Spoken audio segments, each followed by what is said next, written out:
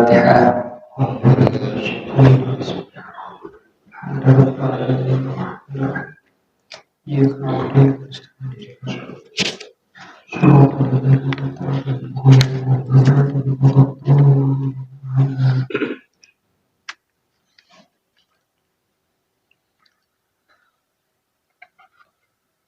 Alhamdulillah, alhamdulillahirabbil alamin, wa bihi nasta'inu 'ala umuri dunya waddin. Wassalatu wassalamu ala sayyidina Muhammad wa ala alihi wa sahbihi ajma'in. Amma ba'du. Yang terhormat para jamaah sholat subuh berjamaah sekaligus pengajian rutin Nasuhul Ibadah. Puja dan puji syukur kita panjatkan kepada Allah Subhanahu wa Ta'ala yang alhamdulillah kita masih diberikan nikmat sehat walafiat, terutama nikmat iman dan Islam, yang mudah-mudahan dengan berkumpul kita di kajian ini bisa menjadi saksi di yaumul qiyamah nanti. Salawat dan salam semoga tercurahkan kepada Kanjeng Nabi Muhammad SAW, lupa sahabat, keluarga, selaku kita semua umatnya, mudah-mudahan mendapatkan syafaat di yaumul qiyamah nanti. Bab masuk makalah yang ke-10. Anil Hasan Basr rahimahullahu annahu qala maktubu fit Taurati khamsat haraf. Diceritakan bahwasanya Hasan Al-Basri berkata, telah dituliskan dalam kitab Taurat bahwa ada 5 ketentuan. Yang pertama ialah kekayaan atau merasa cukup dengan apa yang dia punya. Terdapat pada sifat qanaah, yaitu ridho dengan bagiannya dan tenang hatinya dalam ketika kehilangan sesuatu.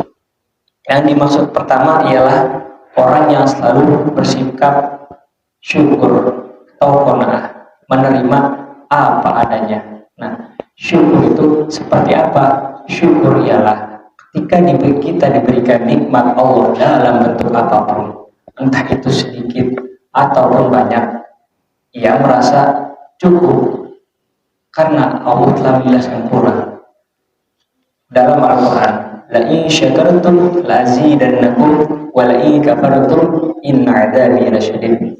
Barang siapa yang bersyukur atas nikmatku, maka akan aku tambah, dan barang siapa yang kufur, maka akan aku beri azab yang pedas, azab yang pedih. Sini qanaah, menerima apa adanya dan tenang hatinya ketika kehilangan sesuatu. Dalam artian orang tersebut sudah bersyukur dan yakin apapun yang kita miliki tidak selamanya milik kita. Dan ketika orang tersebut kehilangan sesuatu, maka ia tidak terlalu merasa kehilangannya, tidak terlalu merasa kehilangan. Yang kedua ialah bahwa keselamatan dari bahayanya mulut terletak pada uzlah, itu keluar dari interaksi dengan manusia yang lain.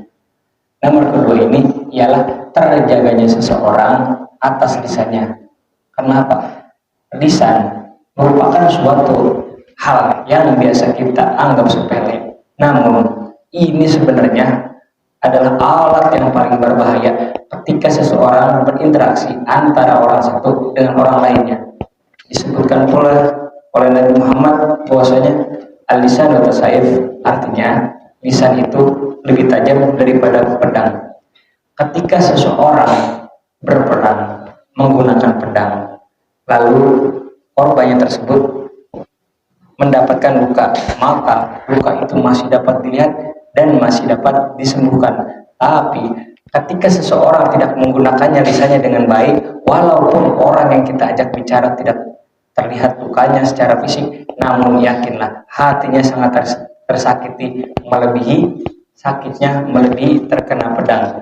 Dan ketahuilah bahwasanya orang yang ketika sedang sakit hati karena ucapan yang tidak dijaga, maka orang tersebut akan sulit untuk memaafkannya.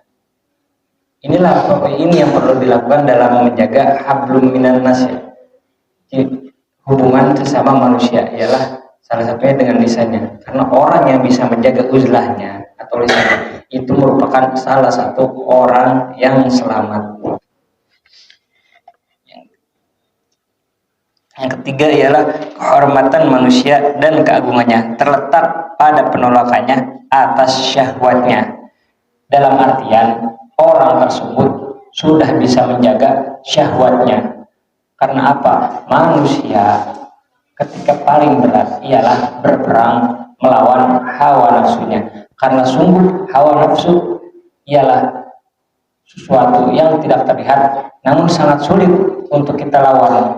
Bisa diibaratkan bahwa hawa nafsu seperti anak kecil. Ketika tidak dituruti nangis, dan ketika kita turuti ia akan terus meminta dan meminta. Pada akhirnya ini membawa kita ke dalam lubang kesengsaraan ya. Yang ketiga ialah orang yang bisa menjaga hawa nafsunya.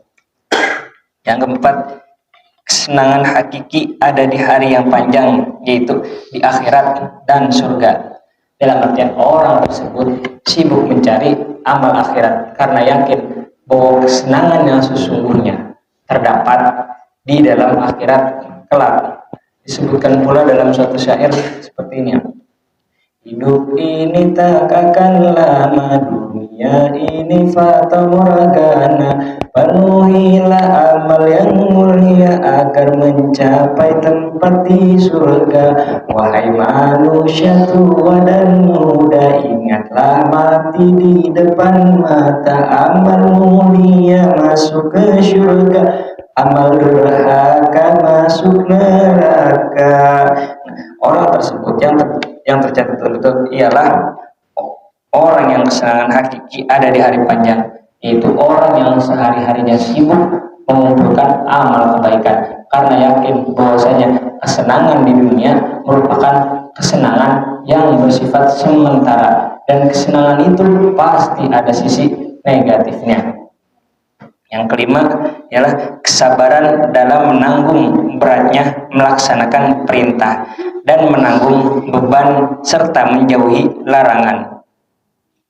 Hanya terjadi di hari yang pendek, yaitu hari di dunia. Dalam arti orang tersebut harus menjaga segala macam tindakannya dan selalu menaati perintah-perintah Allah serta menjauhi larangan-larangannya. Kenapa? Kita hidup di dunia merupakan suatu ujian yang dimana jikalau kita tidak hati-hati, maka hal ini akan menjadi sebuah kesengsaraan bagi kita kelak di yaumil qiyamah nanti. Mungkin hanya sekian yang bisa saya sampaikan.